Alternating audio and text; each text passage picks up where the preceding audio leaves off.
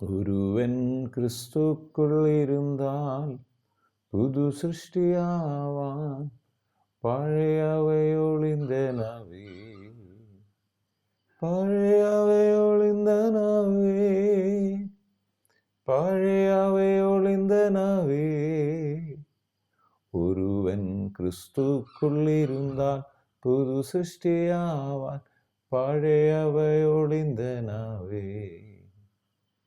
ഒരുവൻ ക്രിസ്തുക്കുള്ളിരുന്നാൽ പുതു സൃഷ്ടിയാവാൻ എല്ലാം പുതുതായിനവേ, എല്ലാം പുതുതായിനവേ, എല്ലാം പുതുതായിനവേ. ഒരുവൻ ക്രിസ്തുക്കുള്ളിരുന്നാൽ പുതു സൃഷ്ടിയാവാൻ എല്ലാം പുതുതായിനവേ. വീണ്ടും വരുന്ന യേശു ക്രിസ്തുവിൻ നാമത്തിലുള്ള സ്നേഹവന്ദനങ്ങളെ എല്ലാ പ്രിയപ്പെട്ടവരെയും ഈ സമയത്ത് അറിയിക്കുന്നു. കൊരിന്ത്യർക്ക് എഴുതിയ രണ്ടാം ലേഖനം, അപ്പോസ്തലനായ പൗലോസ് കൊരിന്ത്യർക്ക് എഴുതിയ രണ്ടാം ലേഖനം, അതിൻ്റെ 5-ാം അധ്യായത്തിൻ്റെ 19-ാമത്തെ വാക്യം. ദൈവം ലോകത്തിന് ലംഘനങ്ങളെ കണക്കിടാതെ ലോകത്തെ ക്രിസ്തുവിൽ തന്നോട് നിരപ്പിച്ച് പോന്നു. ഈ നിരപ്പിൻ്റെ വചനം ഞങ്ങളുടെ പക്കൽ ഏൽപ്പിച്ചിരിക്കുന്നു. കൊലോസ്യർക്ക് എഴുതിയ ലേഖനം 1-ാം അധ്യായം, അതിൻ്റെ 20-ാമത്തെ വാക്യം. അവിടെ പറയാണ്, അവൻ മുഖാന്തരം, അവൻ ക്രൂശിൽ ചൊരിഞ്ഞ രക്തം കൊണ്ട് അവൻ മുഖാന്തരം സമാധാനം ഉണ്ടാക്കി. ഭൂമിയിലുള്ളതോ സ്വർഗത്തിലുള്ളതോ സകലത്തെയും അവനെയും കൊണ്ട് നിരപ്പിപ്പാനും ദൈവത്തിന് പ്രസാദം തോന്നി.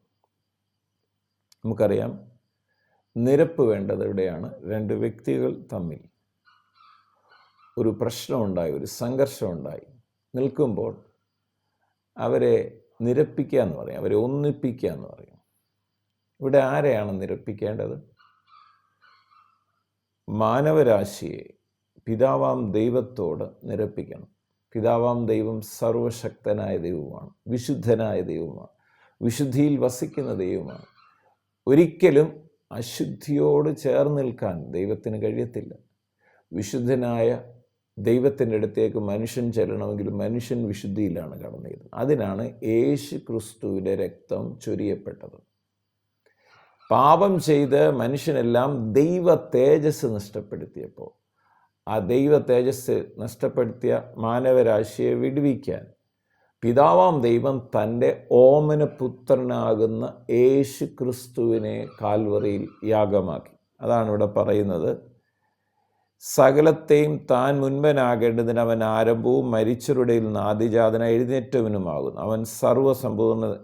അവനിൽ സർവസമ്പൂർണതയും വസിപ്പാനും അവൻ ക്രൂശിൽ ചൊരിഞ്ഞ രക്തം കൊണ്ട്, യേശു ക്രിസ്തു ക്രൂശിൽ ചൊരിഞ്ഞ രക്തം കൊണ്ട് അവൻ മുഖാന്തരം സമാധാനമുണ്ട്. അങ്ങനെയാണ് നമ്മെ പിതാവാം ദൈവത്തോട് നിരപ്പിച്ചത്. അങ്ങനെയാണെങ്കിൽ നമ്മുടെ ദൗത്യം എന്താ? ഈ ലോകത്തിൽ എങ്ങനെ കണക്കിടാതെ ലോകത്തെ ക്രിസ്തുവിൽ തന്നോട് നിരപ്പിച്ചു പോകാം. ആ നിരപ്പിൻ്റെ വചനം എന്ത് ചെയ്യാണ്? ഞങ്ങളുടെ പക്കൽ ഭരമേൽപ്പിച്ചിരിക്കുന്നു എന്ന് പറഞ്ഞാൽ ഞാനും നിങ്ങളും ആ നിരപ്പിൻ്റെ ശുശ്രൂഷ ചെയ്യണമെന്നാണ്. ആ നിരപ്പിൻ്റെ സന്ദേശം എന്താ? 20-ാം വാക്യത്തിൽ ആകയാൽ ഞങ്ങൾ ക്രിസ്തുവിനു വേണ്ടി സ്ഥാനാധിപതികളായി. പിതാവാം ദൈവം യേശുവിനെ ലോകത്തെ നിരപ്പിക്കാൻ വേണ്ടി ഈ ഭൂമിയിലേക്ക് തയ്ച്ച് രക്തം ചൊരിഞ്ഞതെങ്കിൽ ഇന്ന് അതിന് പകരം നിർത്തിയിരിക്കുന്നത് എന്നെയും നിങ്ങളെയുമാണ്. യേശു ക്രിസ്തുവിൽ വിശ്വസിക്കുന്ന ഒരു വ്യക്തിയാണ് അതിന് സ്ഥാനാപതിയായി, ദൈവത്തിന് പകരമായി, യേശു ക്രിസ്തുവിന് പകരമായി ഭൂമിയിൽ നിൽക്കുന്ന വ്യക്തികളാണ് ഞാനും നിങ്ങളും. സ്ഥാനാധിപതികളായി എന്നിട്ട് പറയണം, ദൈവത്തോട് നിരന്നുകൊള്ളുവീനെന്ന് ക്രിസ്തുവിന് പകരം അപേക്ഷിക്കുന്നു. യേശു ക്രിസ്തുവിന് പകരം ഇന്ന് നമ്മൾ പറയാണ്, ദൈവത്തോട് നിരന്നുകൊള്ളുവീൻ. യേശു ക്രിസ്തുവിൻ്റെ രക്തം ഇന്നും സകല പാപവും പൊക്കി ശുദ്ധീകരിക്കുന്നു. ആ യേശുവിൻ്റെ രക്തത്താൽ നാം ശുദ്ധീകരിക്കപ്പെട്ട് ദൈവമക്കളായി ദൈവസന്നിധിയിലേക്ക് കടന്നു വരാൻ ദൈവത്തിൻ്റെ പരിശുദ്ധാത്മാവ് നമ്മെ ചിന്തിപ്പിക്കുന്നു, നമ്മളോട് സംസാരിക്കുന്നു. ആകയാൽ നിങ്ങൾ ക്രിസ്തുവിനു വേണ്ടി സ്ഥാനാധിപതികളായി ദൈവത്തോട് നിരന്നുകൊള്ളുവീൻ എന്ന് ക്രിസ്തുവിന് പകരം അപേക്ഷിക്കുന്നു. അത് ദൈവം ഞങ്ങൾ മുഖാന്തരം പ്രബോധിപ്പിക്കുന്നത് പോലെ ആകുന്നു. എന്നിട്ട് പറഞ്ഞ പാപമറിയാത്തവനെ നാം അവനിൽ ദൈവത്തിൻ്റെ നീതിയാകേണ്ടതിന് അവൻ നമുക്ക് വേണ്ടി പാപം ആക്കി. യേശു ക്രിസ്തു പാപം ചെയ്യാത്ത ആളായിരുന്നു, പാപം അറിയാത്ത ആളായിരുന്നു. അവന് ദൈവത്തിൻ്റെ നമ്മൾ നീതിയാകേണ്ടത് എന്ത് ചെയ്തു? അവൻ നമുക്ക് വേണ്ടി പാപമാക്കി. യേശു ക്രിസ്തു പാപം മുഴുവൻ ഏറ്റെടുത്തു. യേശു ക്രിസ്തുവിൻ്റെ ക്രൂശ് മരണത്തിലൂടെ അല്ലാതെ ദൈവത്തിൻ്റെ സന്നിധിയിലേക്ക് നമുക്ക് ചെല്ലാൻ കഴിയത്തില്ല, ഒരു നിരപ്പ് പ്രാപിക്കാൻ കഴിയത്തില്ല. ഉദാഹരണം പറഞ്ഞാൽ, ഒരു വലിയ ധനികനായ മനുഷ്യൻ്റെ ഭവനത്തിന് മുമ്പിൽ ഒരു ഭിക്ഷക്കാരൻ വന്ന് നിൽക്കുമ്പോൾ അദ്ദേഹത്തിന് ആ ഭവനത്തിൽ പ്രവേശിക്കാനോ ആ ധനികനായ വ്യക്തിയുമായി ഒരു കൂട്ടായ്മ ആചരിക്കാനോ കഴിയാതെ ഈ ഭവനത്തിന് പുറത്ത് നിൽക്കുമ്പോൾ ആ ഭിക്ഷക്കാരൻ വിചാരിക്കുക, എനിക്ക് ഈ ഭവനത്തിലൊന്ന് കയറി ഇതൊക്കെ ഒന്ന് കണ്ടിരുന്നെങ്കിൽ എന്ന് വിചാരിക്കുമ്പോൾ ഈ ധനാഢ്യനായ മനുഷ്യൻ പറയാണ്, അവനെ ഇങ്ങ് വിളിച്ചോണ്ട് വാ. ദാസന്മാരോട് പറയുകയാണ്, നിങ്ങൾ പോയി അവൻ്റെ ഡ്രസ്സൊക്കെ മാറി അവനെ കുളിപ്പിച്ച് അവനെ ഒരു യോഗ്യനാക്കി പുതിയ ഡ്രസ്സൊക്കെ ധരിച്ച് മുടിയൊക്കെ വെട്ടി അവനെ നീറ്റാക്കി ആ ധനാഢ്യൻ്റെ മേശയുടെ അരികിൽ കൊണ്ടുവന്നു ഒന്നിച്ച് ഭക്ഷണം കഴിക്കുന്നു എന്ന് പറഞ്ഞതുപോലെ പാപികളായ മാനവരാശിയെ യേശു ക്രിസ്തുവിൻ്റെ രക്തത്താൽ നീതീകരിച്ച് ദൈവമക്കളാക്കി വിശുദ്ധനായ ദൈവത്തിൻ്റെ സന്നിധിയിലേക്ക്. ഇതിനുള്ള ഏക വഴി ഏതാണ്? അതാണ് നമ്മൾ വായിച്ചത് കൊലോസ്യർക്ക് എഴുതിയ ലേഖനം 1-ാം അധ്യായത്തിൽ അതിൻ്റെ 20-ാമത്തെ വാക്യത്തിൽ വായിച്ചത്. യേശു ക്രിസ്തുവിൻ്റെ രക്തത്തിലൂടെ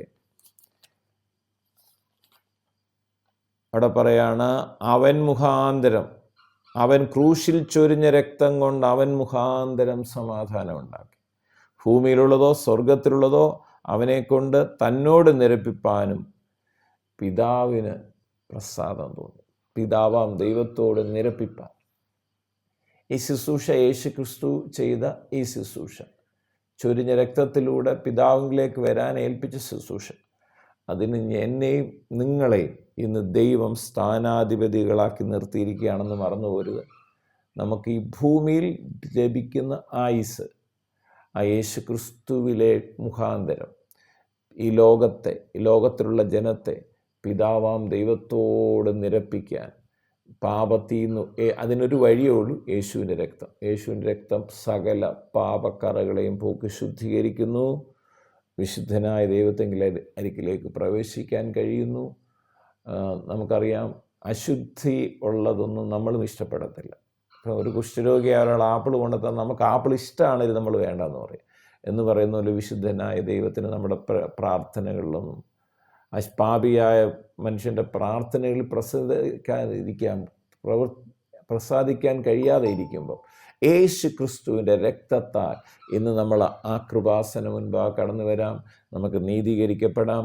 നിരപ്പിൻ്റെ ശുശ്രൂഷ നമുക്ക് ദൈവമക്കളായി തീരുന്നൊപ്പം തന്നെ അനേകരെ യേശു ക്രിസ്തുവിന് പകരം ഇവിടെ പറഞ്ഞ, ആകയാൽ ക്രിസ്തുവിന് വേണ്ടി സ്ഥാനാധിപതികളായി ദൈവത്തോട് നിരന്നുകൊള്ളുവീൻ എന്ന് ക്രിസ്തുവിന് പകരം അപേക്ഷിക്കുന്നു. ഇന്ന് ഈ വചനം കേൾക്കുന്ന ഓരോരുത്തരോടും ഞാനും അപേക്ഷിക്കുകയാണ്, ക്രിസ്തുവിന് വേണ്ടി സ്ഥാനാധിപതിയായി നിന്നുകൊണ്ട് ഞാൻ പറയുകയാണ്, ദൈവത്തോട് നിരന്നുകൊള്ളുവീൻ. എങ്ങനെ നിരക്കാൻ പറ്റത്തുള്ളൂ? യേശു ക്രിസ്തുവിൻ്റെ രക്തത്തിലൂടെ കൃപാസനത്തിന് മുമ്പാകെ കടന്നു വരാം. പ്രാർത്ഥിക്കാം. പിതാവെ, പ്രാർത്ഥിക്കുന്നു യേശു ക്രിസ്തുവിൻ നാമത്തിൽ കർത്താവ് ഞങ്ങളെ പുതിയ സൃഷ്ടികളാക്കിയത്, യേശുവിൻ്റെ രക്തത്താൽ കഴുകി ഞങ്ങളെ ശുദ്ധീകരിച്ച് ദൈവ മക്കളാക്കിയല്ലോ. കർത്താവെ, ഇന്ന് ഞങ്ങളെ ക്രിസ്തുവിന് വേണ്ടി സ്ഥാനാധിപതികളാക്കി ഈ ഭൂമിയിൽ നിർത്തിയിരിക്കുന്ന ആയുസ്സിനായി അവസരങ്ങൾക്കായി സ്തോത്രം ചെയ്യുന്നു. അങ്ങനെ ലോകത്തോട് ദൈവത്തോട് നിരന്നുകൊള്ളുവാൻ, യേശുവിൻ്റെ രക്തമേ ഉള്ളെന്ന് വിളിച്ച് ഘോഷിക്കാൻ ഇന്ന് പ്രഭാതത്തിലും ഞങ്ങളെ സഹായിക്കണമെന്ന് പ്രാർത്ഥിക്കുന്നു. എന്നെ കേൾക്കുന്ന രോഗികൾ യേശു ക്രിസ്തുവിൻ അടിപ്പിണരുകളാൽ സൗഖ്യം പ്രാപിക്കട്ടെ. ഹൃദയഭാരങ്ങൾ മാറിപ്പോകട്ടെ. ആകുല ചിന്തകൾ മാറട്ടെ. ഭയങ്ങൾ മാറിപ്പോകട്ടെ. കർത്താവായ യേശു ക്രിസ്തുവിൻ്റെ മഹത്വം ഓരോ വ്യക്തി ജീവിതങ്ങളും വ്യാപരിക്കട്ടെ. പ്രാർത്ഥിച്ച് അനുഗ്രഹിക്കും. സകല മഹത്വവും അറുക്കപ്പെട്ട കുഞ്ഞാടിന് യേശുവിൻ പൊന്നുനാമത്തിൽ പിതാവേ, ആമേൻ. ഒരുവൻ ക്രിസ്തുക്കുള്ളിരുന്നാൽ പുതു സൃഷ്ടിയാവാൻ, എല്ലാം പുതുതായിനവേ, എല്ലാം പുതുതായിനവേ, എല്ലാം പുതുതായിനവേ.